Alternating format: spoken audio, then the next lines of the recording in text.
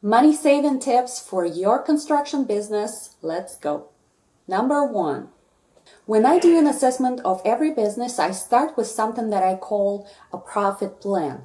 A profit plan is different from a normal budget because it has the end in mind.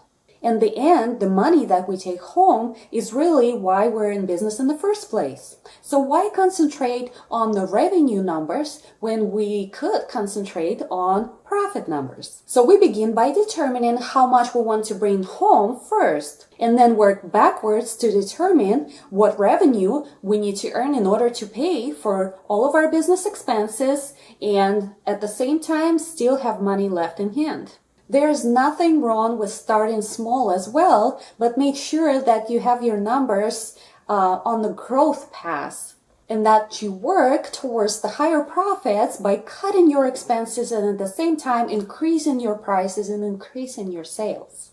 Number 2, focus on growing the profit, not revenue. It's easy to be hyper-focused on sales in a business, thinking more customers are going to fix our money problems. But sometimes more sales can actually really hurt us. If we aren't ensuring that we have healthy profit margins, more revenue growth usually means more work and you get all overwhelmed, stressed out, burned out. So how do we fix that? Concentrate on how much profit you make first. And this means taking a hard look at your pricing. It means taking a hard look at your costs to determine that you might need to make necessary changes. Once you're good with your calculations, you are ensured that your profit margins are correct, that your markup is where it should be, and that means it's time for growing. Number 3, negotiate with vendors.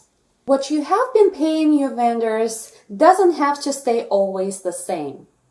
Ultimately, vendors want to stay in business as you are, and they're dealing with a lot of competition as well. And I understand that COVID has caused some problems in a way that there's a huge shortage of supplies, but at the same time, we cannot just throw away the strategy of working out better prices.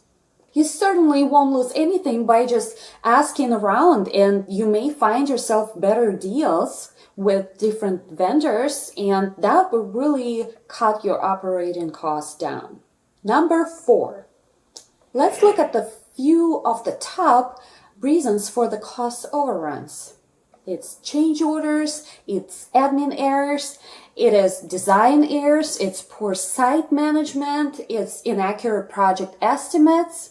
As you can see, most of the major reasons that the projects are going over budget is that because there's some ineffective communication in between the workers, the management. So you can see that the most return on investment that you can get highly depends on controlling the front of your operation, the communication between the parties.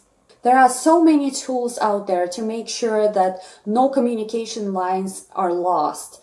From project management software to communication software, it's so easy to stay on top of everything that I wouldn't want you to lose that part of your business and miss out on better communication, miss out on better budget, miss out on better estimates and bigger profits. Number 5. Review all of your expenses.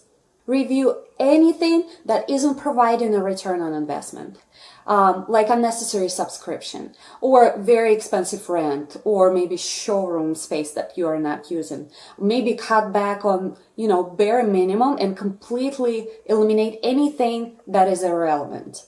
It sounds so simple, doesn't it? But not many business owners actually do it. Small cuts to day-to-day operations can really add up, and you can end up with really large savings. Always ask yourself, do I really need it? Does it really help me make money? If not, it's probably time to go. Number 6, an effective and very planned closeout can save a last bit of money before the project is over. The final construction project closing phase, Closeout can often be overlooked or rushed because, everyone wants to move on and everyone wants to be done with that project and just get to the next one. But not so fast. An effective closeout is the key to financial success. Think about it. In most cases, the release of the final payment is just not possible without a very good closure of the project, effectively putting as much as 10% of your contract at stake. So make sure that you have a clear closeout plan in place. Number 7. Insurance can save you money.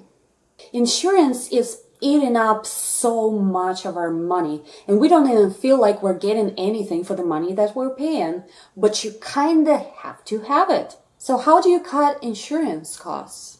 You gotta shop around. You would be surprised what kind of discounts you can get if you try to negotiate and look for a different company. And I understand that most of the time you don't even have time to perform the work itself, let alone sit around all day trying to figure out which insurance company is going to be a better fit for you in price and service. But it is such an important process to save you money in the long term. If you would like to hear more of those tips, please subscribe to my channel and put your likes, put your comments. I would love to know if you like that video.